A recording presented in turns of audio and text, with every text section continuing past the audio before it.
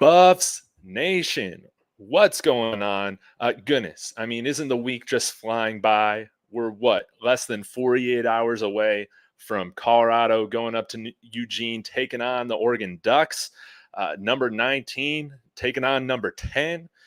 Guys, just before we get started, please, please, please just make sure that you're cherishing this. I mean, the football season, the college football season is almost a quarter over now. So, y'all be sure to be cherishing the moment along with me here on the channel. When you're tuning in, please hit that like. Let me know in the comments who's watching and where you're watching from. Again, big shout outs to the biggest markets here on the channel. We got Atlanta, Dallas, Houston, New York City. Thank you for everybody on the East Coast that supports this show and all over the world. It really means a lot. Today, have a very special guest, bringing him on for the first time on the David Talks Buffs, and that is Coach I of Fanatic Sports. We also got his accounts linked that are streaming this as well. So everybody is welcome to take part in the chat, and I can't wait to meet all of y'all. So without further ado, Coach I, how's it going? What's going on, David, man? Appreciate you having me on tonight, man.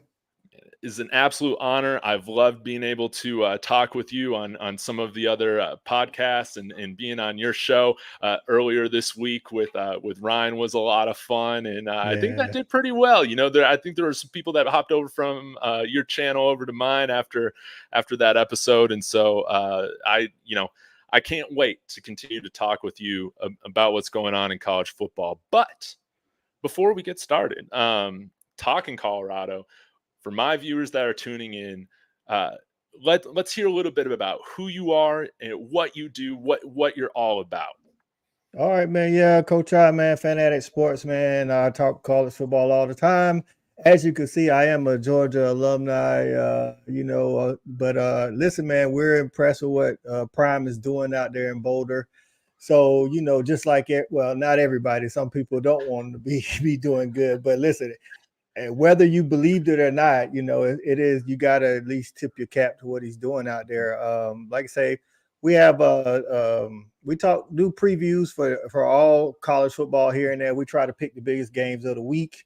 Of course, that we've done Colorado several weeks in a row. Loving the Colorado fans, man. Shout out to all the Colorado fans that's jumping in the channel. And I think a lot of them are from the Western, even though I'm in the Southeast, because listen, man, I'll drop a video, 6:00 p.m. Eastern time, and then wake up the next morning and it's like, crazy comments and stuff. So a lot of people from the West Coast jumping in, man. And then, hey, on Saturday nights, we recap the day's college football on my show, Saturday night snap count, which got to get you on that one for sure. You know what I'm saying? Oh yeah. Would love to do that. And yeah, y'all be sure to tune into what Coach I and his co-stack guy got going on. It's great college football content, much better than you'll find from a lot of different places. So be sure to hit that subscribe. Let's before we get into the details of things, out there, on the East Coast, out there in Georgia, man, are you seeing a lot of Buff stuff kind of show up? Are a lot of Dog fans, with Coach Prime's days in Atlanta, is kind of CU becoming, the second team of everybody out there? What is the CU fever like out there? Listen, I think the fever temperature is high down here in the Southeast, man. As you can see, my brother's jumping in the comments. He's a diehard Miami fan, but he is definitely on board with with Coach Prime at CU. And I think a lot of people from the Southeast followed him, from his time at Jackson out there to Boulder. And it's just people are kind of like taken back with, how he's turned it around, in such a short time, and not for nothing put a lot of pressure on some of their fans, their teams, because they want to know, listen, Coach Prime pretty much just got a new team and now he's winning. So what's up, dog? Why we not winning? Yeah, I could see how that would make for some rather impatient fan bases. But man, I can't help but, right now when I'm looking, or what I'm hoping that CU can eventually become, I mean, how can it not be where the Georgia Bulldogs are at right now. Back-to-back champions, looking to go for, I mean, can you tell me the last time a college football team three-peated for a national title? I have no idea.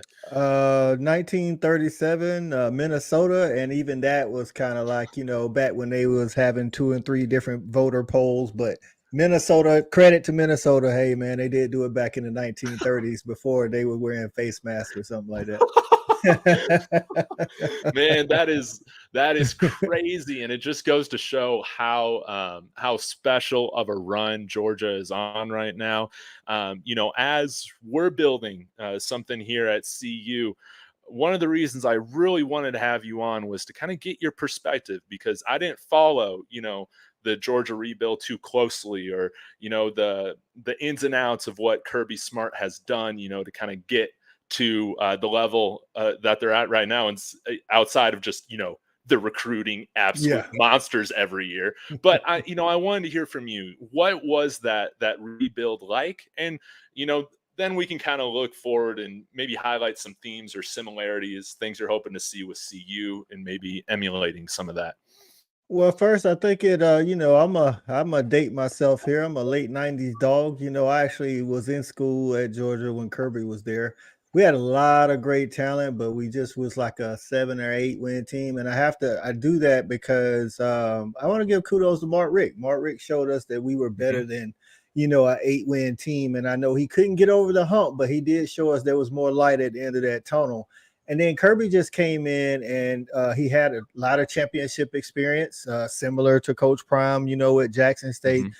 He was on the Alabama staff, and he learned about that culture from one of the greatest, if not the greatest, Nick Saban. Brought some of that over to Athens, and then, like you say, went crazy on recruiting. But I think what happened was eventually he settled in on a great coaching staff. And now you're Mhm. seeing some of those guys go out. So Kirby's, that rebuild, listen, we are definitely enjoying the moment now because we went a lot of years with a whole bunch of one game here, one game there, and it's like 1980s jokes and all of that good jazz, man. So yeah. Oh man, I love to hear that, and yeah, I think that's something that's really cool to hear about. Just speaking so highly of the staff, the coordinators, the assistants. It's if I remember correctly, is Coach Mo from Georgia? Our strength and conditioning guy, I think, might have been Yeah, over he at was a Georgia for a assist. little bit. Yeah, he was actually under Kirby, assistant strength and conditioning. And listen, man, really good dude. Learned under one of the best, the guy that we have. It's not Coach Cochran. Don't get me to lying. He's a really good one. I can't. His name skipping me right now. But yes, he was on the staff there in Georgia before Coach Prime. Got the job at Colorado. So you guys got a good one. That's where, and I think that's another difference between like where Mark Rick was and where Mhm. Kirby is. Once he brought in the Coach Strickland, I think his name is. Mhm. When he brought him in, like our physical conditioning changed and things of that nature, because Kirby said we basically said we wasn't tough enough, you know what I mean? So he toughened us up in the weight room, and I think that paid dividends. Oh, definitely, definitely, and yeah, there's one team that you're terrified of going up against. Your lines and front sevens. It's definitely Georgia right now. That's for sure.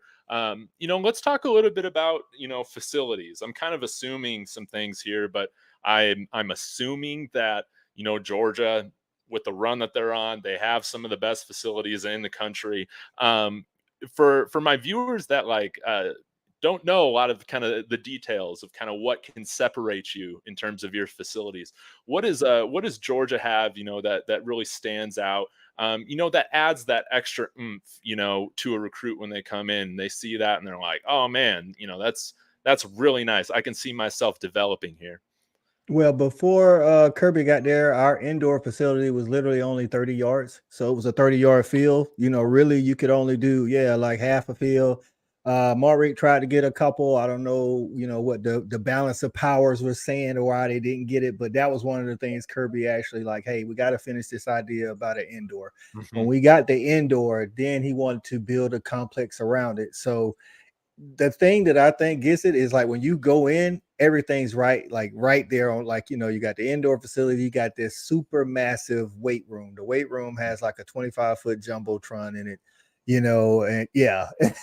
And then you know, you go upstairs and you got the restaurant that's called Bones for the players where they cook everything in front of you. I think everybody start, you know, some of the bigger programs are starting to get that thing, you know, where the kids can come in and learn how to cook nutritious meals. But just the aesthetics of it all, man. When you walk in, it's, you know, it's just the red and black. It hits you everywhere, and a lot of digital stuff. You know, I think Oregon kind of started the whole blueprint of it all with the barbershop and, you know, Nike money, all that stuff. And then Alabama, and then Kirby said, Yeah, "Hey, if we're gonna do it, we got to do it right." So now it's like, you know, for instance, like our NFL players wall, it's like digitized so that if somebody changes teams, they can change the wall, you know, so it's not like, you know, yeah.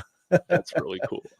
Man, that's really cool. I saw today, you know, a big thing that Coach Prime has kind of helped us level up at has been our food, has been our cooking game, and yeah, he's had a huge impact on the athletic kitchen. I saw today our tight end coach Tim Brewster posted a photo of him eating a tomahawk steak, which I was like, good lord. You know, I just haven't seen that before. I think it was funny. You know, there was something going on Twitter, kind of trending over the summer, where Mm, Dylan Edwards kind of snapshot. You know, I think he had like a surf and turf going on with a nice steak overlooking the flat irons, you know, out there. And then mhm. it was compared with a meal that somebody posted at the University of Michigan. Man, that, you know, that shit looked like it was from church camp, you know, years ago, just fish sticks. And you know, I don't know if that's what the University of Michigan's actually, you know, feeding their players all the time. But Yeah. you know, it was funny to compare, and I think it is something that you bring up. It's one of those things that it's just that extra thing that can really stand out. You know, knowing that you're going to get the right nutrients, knowing you're going to get fed right, and you know, Mhm. it's not just going to be you know, it's just going to be top quality food. You know, that's wonderful. You know what, in terms of like the culture with, you know, how Athens uh, kind of interacts with the players, you know, is there anything kind of special or unique that Georgia has in the way in which they kind of take care of these players or interact with them? You know, we got our own kind of traditions here in Boulder, but I'm curious to hear about what it's like with y'all. Well, you know, Athens isn't a big town. It's pretty much the school is the majority, you know, the major part of the town. Downtown Athens is literally right across the street from the arches that they show sometimes. Okay. Like the arches is the edge of campus, and then right across the street is downtown. You know, not for nothing they do. We used, back in the day they used to say it was a drinking town with a football problem. So but you know, everybody in the town embraces the dogs. You know, whether it be a local bank, you know, with a big old statue of Uga outside our mascot, or everything is Georgia red. Like if you just walk through downtown, it's like a big just red and black, sea of red and black. You know what I'm saying? Stuff like that.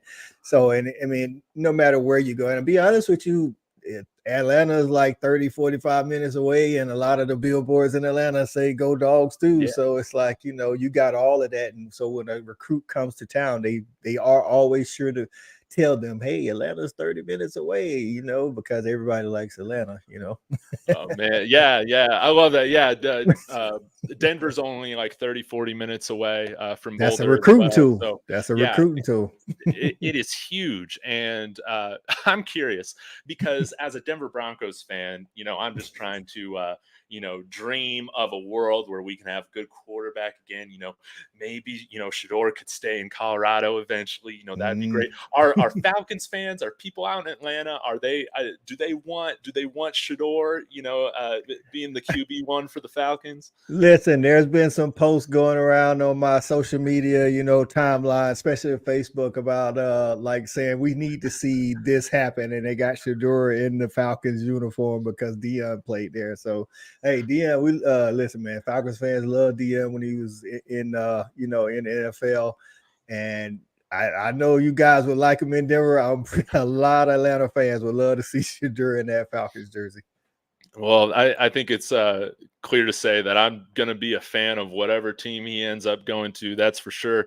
Hmm. Yeah, because again, our biggest rival, the Chiefs. I mean, we don't have to worry about them, thankfully. But you know, Yeah. um, but anyways, we'll get back to college football. With watching the Buffs, what has that been like for you? I mean, the way that I would compare this. Going into the season would be like when you tear down a team in NCAA or Madden, years ago on your PlayStation 2, and you just get rid of everybody and you bring in a whole new squad and just see how it works. That's kind of what we're dealing with here. So kind of our childhood dreams are kind of coming true in some sense of just putting out a brand new football team. What has it been like for you watching it? From Georgia. Yeah, I mean, since I follow college football, a lot of these players I already knew. Like say down here in the southeast, you got Levante Bentley from Clemson, and Smoke from the running back Smoke from Kentucky playing against Georgia. A lot Yeah. Smoke's really good. I'm actually really excited to see when he finally gets on the field. Yes. Guys of that nature, man, and then other players that are on the team too. It's like, when he put the team together, we recognize the talent of each individual, but it's not always easy to get a whole bunch of individuals to be collectively good. So I think, Mhm. the experience watching Colorado do this, to be honest, not a lot of people picked them to beat TCU, not because they didn't have talent, but because TCU was bringing back a decent amount of guys. This is the first time we've seen Colorado, and I told somebody as the first quarter was playing, I was like, why does TCU look like they're the ones to put the team together and not Colorado? Like Colorado looked like they have been playing together. And I was like, that's a shout out to, coach, especially on offense, man. That's a Yeah. shout out to, Coach Lewis, the Mhm. OC, and in Prime, man, getting those guys together. I mean, even into the penalties, TCU just had so many more penalties in the first half. That's like fall camp stuff, you know what I mean? And Yeah. Colorado came out precise and on point. So that's it's been interesting. I tell you what, man. Like I say, whether we believe that Colorado was gonna, we all knew Colorado was gonna be better. We just didn't know there were various opinions on how much better. Whether you thought 4 games, 5 games, 8 games, 10 games. It's just like amazing to watch. You know what I mean? Like they are really good. Yeah, man, they've played really well. I think especially when you put in that context of all of them coming together, Yeah, and it hasn't always been pretty. They've had mistakes, but at the end of the day, when the moments have mattered the most in these games, they've made the plays when they've needed to. They don't shy away from the moment. That's yeah. been wonderful to see, and I think, man, I mean, we talked about this, on your show and all that, but I came in here last week, saying we're gonna win by freaking 50 points, and it's just gonna be an amazing thing. I just can't wait to, whoop our little brother, and that's just Hmm. what it's gonna be. But it was almost, if you remove expectations from like what you were expecting to see, as a CU fan going into the game, Yeah, the game was awesome, and it was. it was so entertaining. And what better way to finish off a full day of just hype, with a double overtime game like that. I mean, whether you want to see this fail or see it succeed, are you not entertained? Big facts, man. I mean, listen, down here, on the East Coast, bro. I'm like, I told you when you came on the show, I was like, y'all had us up at like 2:30 a.m.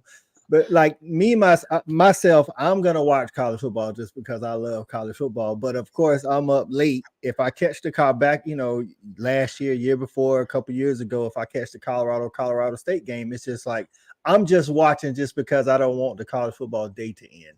But Mhm. this past Saturday, it was like don't turn away because you might miss something. And it's like, again, people is like, man, I'm gonna have to do online church tomorrow because I'm staying up too late. It's like, listen, Oh, exciting is what it was. Oh, most definitely. And I think, what's great is that, with the goalposts kind of moving with this team again, I just think it's so funny. We're already at 3 games, like everything Mhm. moving into conference play for me, man, it's just bonus points, man. Like we're just going to enjoy a great season of college football for my Buffs. And it's something that we haven't been able to experience for a long time. And, I'm just really glad to see that we have the opportunity. I mean, it's not ideal from our perspective, but we're going up against some really top teams right out the Hard gate in hard conference play. schedule. Hard schedule. We got Oregon, who I have a lot of respect for. Bo Nix has been playing much better football since he has transferred to Oregon. And again, we're going into an environment there in Eugene that is, one of the hardest places to play Mhm. on the western side of the United States. So, what are you kind of expecting for this game, and what do you think are some of the keys, to the game from CU's perspective if they are going to pull off another upset? Well, we've seen Colorado now for 3 weeks, and what we do know is Shadur is one of the most accurate quarterbacks in college football, regardless of classification. And I expect to see more of the same on Saturday. I was telling somebody, they was like, "Oh, well, they're out without Travis Hunter." I was like, "Well, Travis Hunter is their third receiver. Third if you're going by statistics." I was Mhm. like, Weaver and Jimmy Horn Jr. are their main two targets with Dylan Edwards coming out the back. So I expect to see. I'm be honest, I expect to see an offensive shootout. I don't know how it's gonna end up but I will say that I feel like Oregon is the best defense you guys will have faced, and I feel like Yes. your offense is the best offense they will have faced. They played Portland State, FCS. No shade to Portland State, but they're FCS, and they play Hawaii. And I mean, let's face it, everybody beats Hawaii, even Vanderbilt. So I let's just say I picked Oregon to win, but I picked Oregon to win in the shootout. But I was trying. It's like like you said, your video that you came on my channel for started doing a little better, and some Oregon fans start coming out like, "Hey, Colorado's overhyped." I'm like, well, if we go by the schedule, actually, Oregon might. I mean, let's be real. I mean, you got an FCS team, a group of 5 team that everybody beats, and then one Power 5 team, and then Texas Tech. I like Texas Tech, but they also lost to Wyoming. You know what I mean? So TCU's better than Texas Tech, and I'd say easily Nebraska and CSU are better than Hawaii and Portland State. So I think it's going to be good. What I do worry about is all the emotions that went into the game last Saturday versus Colorado State. A lot of times when you got 18 to 22-year-olds that use that kind of emotion, whether it's a big win, a big loss, or it was just a lot of stuff going in, Travis Hunter getting so cheap shot, and a lot of people, it was a very emotional game. That's what I worry about. How fast you guys are able to start, and you definitely don't want to fall behind early to Oregon.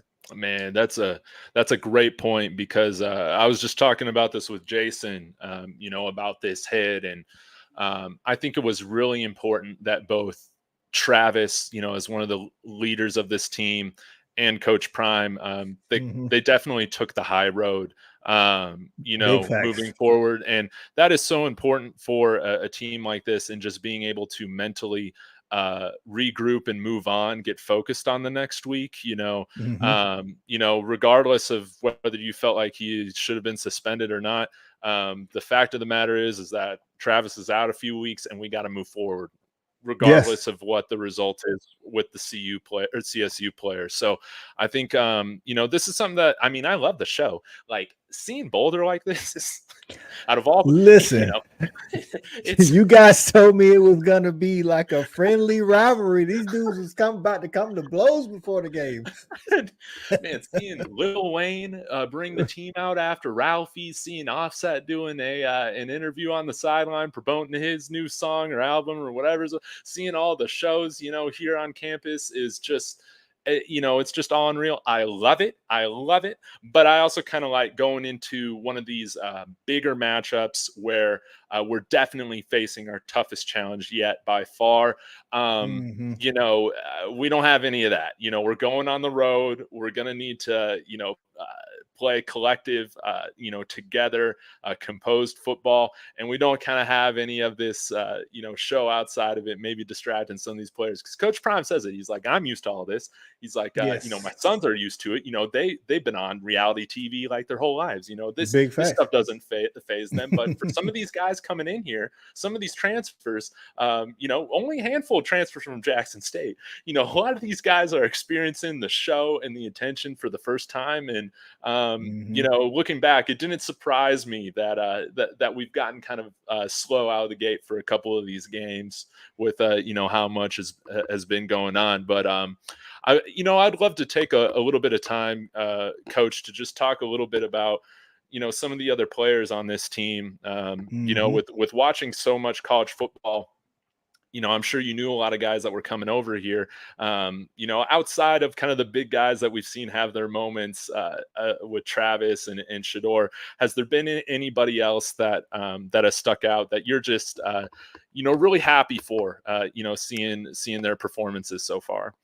Trevor Woods at safety. He's got 2 picks on the season. If I'm not mistaken, maybe it's a little bit more. But that dude right there is coming the ball. I think he, with Travis Hunter when he's healthy, in the backfield, him, and then it's like their secondary is, I think there's something to be desired up front. But I will say Jawan Mitchell has started to come on with some pressures inside the middle. And while it did take, I felt like it took a game or two. Levante Bentley has come on. Like it was a lot of expected of him coming in when he first came into Clemson. And I think he's coming into his own now. So it's like the defense is kind of coming on, whereas the offense kind of like hit the ground running. You know what I mean? Dylan Edwards. And then, like I tell people, while Travis Hunter is exciting, Xavier Weaver is the guy. All offseason, we heard Jimmy Horn Jr., and he's lived up to the billing. But Xavier Weaver has like far surpassed what anybody thought he was going to do. And now you got the walk-on tight end, number 87. I think Morrison is his last name, if I'm not mistaken. He's getting into the action. I want those Harrison. That's it. I knew it was a sin like that. Yeah, Harrison. Yeah. Listen, man. I feel like if you guys can get the running game to come up, not even be elite, but just that running game that when you get a two touchdown lead or a 17-point lead or something, you can kind of just hand it off to them like Alton McCaskill and Smoke were the 2 guys that all of us knew about that we were waiting to see. Hankerson and I want to say Wilkerson. They run hard, but I need them to and some of that's the interior offensive line. Yes. But yeah, it's like, the center, like you guys got some massive tackles, you know what I mean? Like 6'7", 6'8", 6'9", but then the interior, the offensive line is a little bit, undersized as far as, your opponents are concerned. And I would like to see them get a little bit more push, man. But no, man, this defense is coming along, and I think that's the key to Saturday. How good can the defense play against Bo Nix, who is the most experienced per snaps, in college football? Nobody else has started more games. Nobody else has taken more snaps in Division I college football. Dude's in his 5th year, and he's literally started every game that he suited up for.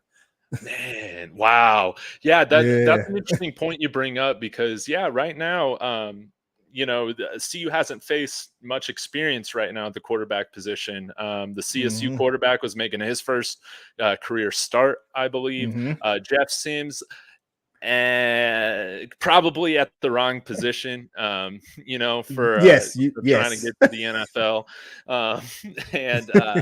Yes. And then with let's see, TCU, it was Chandler Morris, a guy who has some talent, who was had some good steam going for him recruiting out of high school, just hasn't kind of put it all together yet, as some would have hoped by now. So Bo Nix is definitely going to give us a test. Let's see. I had another question here highlighted that I wanted to take care of if you have a few more minutes. Oh yeah.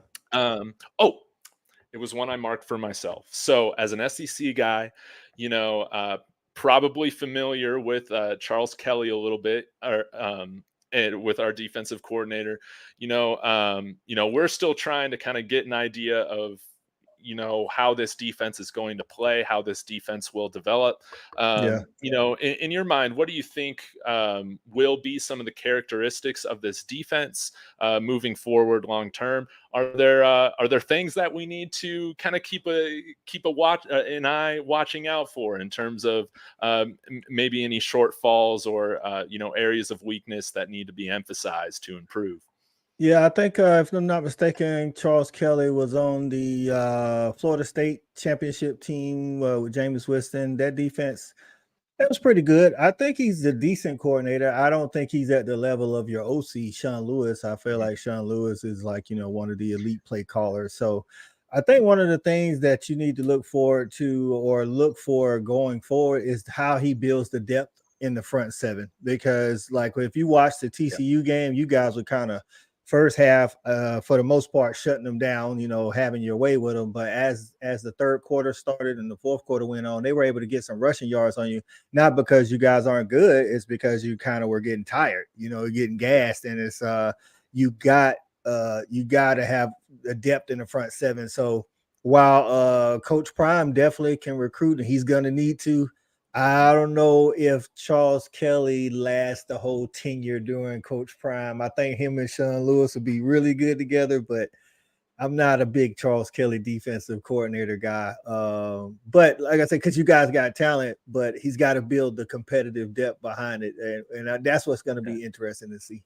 Yeah, especially too. Forgot to mention this, but I'm sure you've seen it. Warren Sapp's now trying to get over here, which I think could be. I mean, just really awesome. Listen, I if think that could nothing be a else, lot of. it's gonna. I mean, your recruiting's already good, but if nothing else, Warren Sapp's name is gonna boost recruiting. Even much more. What we'll be waiting to see is if he actually can teach it. Sometimes the greatest can't coach, or can't convey the message because he is one of the greatest D linemen to ever play the game. Oh yeah, most definitely. It's going to be interesting to see, who makes some visits on campus, for the rest of the year. Yeah, maybe in Folsom next year we can kind of stack some concerts, the Mm. Friday night before some games. I think it'd be a lot of fun. But yeah, I think we're just getting started here in Boulder. It's just been a lot of fun to enjoy. Yeah. Before we wrap up, Coach if you have any predictions or hot takes or expectations. Is Shador's winning the Heisman? All this. Do you got any of those predictions for the rest of the year for the Buffs? What do we have to look forward to? Listen, me and one of my co-hosts from the Georgia show that we do, Respect the Hedges, we talked about Coach Prime and how many games they would win. Of course, I had to come to terms with it first after the first game. Pretty much. I had said you guys were gonna win 4 games, but I'm like, that's in the bag now. So I might have to end up buying him a bottle of tequila, but based on the bet. But the hot take, I guess you would say, we said before the season started, if Coach Prime won 6 games, regardless of who won the national championship, he was gonna be Coach of the Year. I think 6 to 8 games, Coach Prime's pretty much a shoe in for Coach of the Year. I don't even think there's a close second. Well, you heard it. You heard it from Coach Buffs Nation. Get on your betting app. Put some money down. Of course, this is not betting advice. No one only bet money you can afford to lose. But man, that sounds like a great plan for me. I would love to see Coach Prime do that. And then heck, I'm already saying we win a bowl game this year. Like I said, I don't care if it's the SpongeBob SquarePants Bowl. I think we're on our way to a better bowl than that. But yeah, if Yeah, we win a bowl game, I'm saying just build the gold statue, yeah, yeah, or yeah, build it in Louis Vuitton or whatever material he likes. Just build it out there already, and we're gonna enjoy it, man. So yeah. Coach it really means the world having you on the show. Can't wait to have you on again when my Buffs are taking on your Georgia Bulldogs this year in the college football playoff. Let's do it. Let's do it. Let's do it. Let's do it. But we'll definitely get you on again later in the year, and it means a lot. I'm really happy to have met you through this YouTube community. Let Yes. let everybody know. where to find you, and what they can be looking forward to for the rest of the week into week 4 of the college football season. That's right, man. Y'all can find me at Fanatic Sports, like it says right there on my name. That's YouTube, Twitter, IG, Facebook. It's all Fanatic Sports. And hey, man, like I say, I think you can look to. This is one of the better weekends so far. I think it's the best Saturday of college football, and the Buffs and the Ducks kicking it off early, getting it started. Look, listen, as long as David can make it out, it doesn't too crazy, you know, around there in Boulder, man. He can come out and be on the Saturday night snap count this Saturday at 10 p.m. Eastern. We talk about the last games that are going on, you know, as they finish up, and then kind of recap the day of college football. So this, you know, just look for us on the Saturday night snap count every Saturday at 10 p.m. And then Respect the Hedges is all Georgia all the time, every Tuesday at 8 p.m. And then, of course, previews such as the one that David came on and did. We preview other big games in college football throughout the week. And absolutely. Thank you again, Coach I can't wait to have you on the show again. Everybody who tuned in, thank you so much. Hit that like. Let me know in the comments where you're watching from, what you're hoping to see from Ducks versus Buffs. Means a lot. I will be back with some more shows tomorrow. And as always, everybody, Sco Buffs and Sco Dogs.